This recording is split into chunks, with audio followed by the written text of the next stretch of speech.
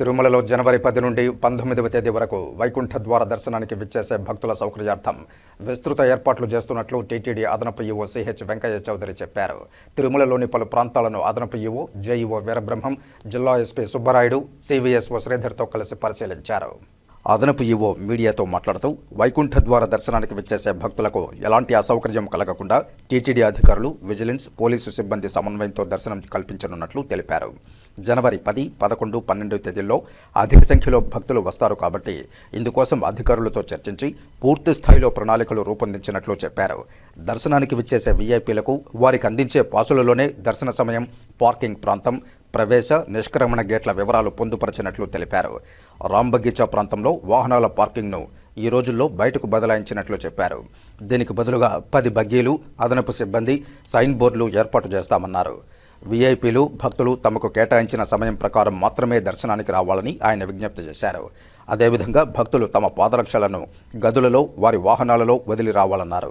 అధిక రద్దీ నేపథ్యంలో తోటి భక్తులకు ఇబ్బంది లేకుండా పారిశుధ్యాన్ని పాటించాలని, వ్యర్థాలను టీటీడీ ఏర్పాటు చేసిన డస్ట్బిన్లలోనే వేయాలని అదనపు ఈవో కోరారు. భక్తులకు సూచించిన నిబంధనలను పాటిస్తూ టీటీడీకి సహకరించాలన్నారు. అనంతరం జిల్లా ఎస్పీ సుబ్బరాయుడు మాట్లాడుతూ తిరుమల, తిరుపతిలో వైకుంఠ ఏకాదశికి విచ్చేసే భక్తులకు భద్రతా పరంగా ఎలాంటి ఇబ్బందులు లేకుండా చేపట్టాల్సిన భద్రతా ఏర్పాట్లను పరిశీలించినట్లు తెలిపారు. తిరుమలలో ట్రాఫిక్ను సక్రమంగా నిర్వహించడం, తిరుపతిలోని ఎస్ఎస్డీ కౌంటర్ల వద్ద ఫుట్పాత్ మార్గంలో కూడా బందోబస్తు ఏర్పాటు చేయడంపై సుదీర్ఘంగా చర్చించినట్లు వివరించారు. అంతకుముందు అదనపు ఈవో జిల్లా ఎస్పీతో కలిసి పరకామణి భవనం పక్కన ఉన్న ఖాళీ ప్రాంతం, శ్రీవారి సేవా సదన్ ముందు, మాతృశ్రీ తరుగుండె వెంగమాంబ బృందావనం సమీపంలో ఉన్న పార్కింగ్ ప్రాంతాలను పరిశీలించారు. తరువాత ఏటీసీ వద్ద క్యూలైన్లు, ప్రవేశ మార్గాలను పరిశీలించి సంబంధిత అధికారులకు పలు సూచనలిచ్చారు. ఈ కార్యక్రమంలో deputy EO Lokanatham, VGO Surendra, ఇతర అధికారులు, పోలీస్, విజిలెన్స్ సిబ్బంది పాల్గొన్నారు. ఈరోజు అందరం కూడా కలిసి డిస్ట్రిక్ట్ సూపరింటెండెంట్ ఆఫ్ పోలీస్ గారు, అలానే జేఈఓ గారు, సివిఎస్ఓ గారు, అలానే పోలీస్ సిబ్బంది, విజిలెన్స్ సిబ్బంది, టీటీడీ ఆఫీసర్స్ అందరం కూడా కలిసి ఒక రకంగా సర్వే చేశాం. అంటే రాబోయే జనవరి 10 నుంచి జనవరి 19 దాకా ఏ రకంగా మనం వచ్చే క్రౌడ్ని, విఐపి మూవ్మెంట్ని, అలానే డ్రాపింగ్ పాయింట్స్ని, పికప్ పాయింట్స్ని వైకుంఠ ఏకాదశి సందర్భంగా ఎలా ప్లాన్ చేయాలి, కంజెషన్ లేకుండా రోడ్డు మీద, అలానే భక్తులకి ఏ రకమైన ఇబ్బందులు లేకుండా అడ్మినిస్ట్రేటివ్ గా ఏ రకంగా డెసిషన్స్ తీసుకోవాలి, ఎలా వర్కౌట్ చేయాలి, ట్రాఫిక్ స్ట్రాటజీ గానీ వీటి మీద పూర్తి స్థాయిలో ఫీల్డ్ విజిట్ చేసి అందరం కూడా ఉన్న ట్రాఫిక్ వైపు నుంచి ఏమేమి ఉన్నాయో వాళ్ళు ఎక్స్ప్రెస్ చేశారు, విజిలెన్స్ వైపు నుంచి ఏమేమి ఇష్యూస్ ఉన్నాయో వాళ్ళు ఎక్స్ప్రెస్ చేశారు. అదేవిధంగా టీటీడీ సిబ్బంది ఏ రకంగా వెరిఫికేషన్ రిలేటెడ్ ఏమైనా ఇష్యూస్ ఉంటాయి, వాటిని ఎలా రిజాల్వ్ చేయాలి అనేది కూడా అందరం కూడా కలిసి ఫీల్డ్ విజిట్లో చర్చించి రిజాల్వ్ చేయడం జరిగింది. ఈసారి చాలా పకడ్బందీగా, చాలా ఇంటెన్సివ్గా కటింగ్ ఎడ్జ్ లెవెల్కి వెళ్ళి ప్లాన్ చేశాము.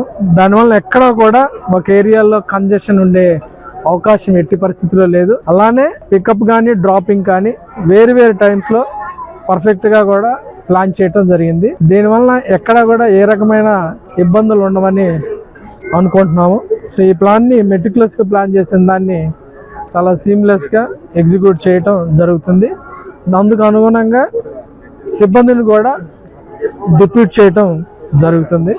సో ఇది నెక్స్ట్ ఏమన్నా ఇష్యూస్ ఉన్నా కానీ, ప్రాసెస్ రిలేటెడ్ కొన్ని ఇష్యూస్ ఉన్నా కానీ ఈ రాబోయే 5-6 రోజుల్లో కూడా రిజాల్వ్ చేస్తాం.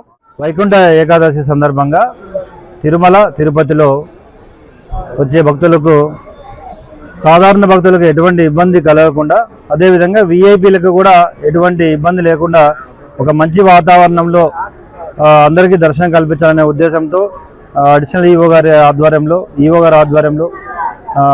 విజిలెన్స్ వారి సారథ్యంలో అందరం కలిసి ఒక ప్లాన్ చేయడం జరిగింది. ముఖ్యంగా అడిషనల్ ఈవో గారు చెప్పినట్లుగా అన్ని అరేంజ్మెంట్లు చేశాము. ముఖ్యంగా విఐపీలు వాళ్ళ టికెట్స్లో అన్ని వివరాలు ఇవ్వడం జరుగుతుంది.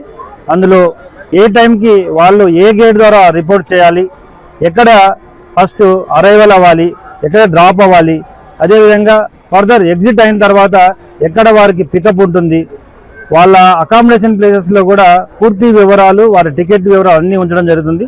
వీరందరూ కూడా అవి పాటిస్తే ఎటువంటి ఇబ్బంది లేకుండా సాధారణ భక్తులకు ఒకవైపు అన్ని విధాలా సహకరిస్తూ, విఐపీలు కూడా ఎక్కువ టైం వెయిట్ చేయకుండా, ట్రాఫిక్ జాములు కాకుండా అన్ని రకాలుగా ఒక మంచి వాతావరణంలో ఈ వైకుంఠ ఏకాదశి జరపడానికి అన్ని కోణాల్లో అరేంజ్మెంట్లు చేయడం జరిగింది.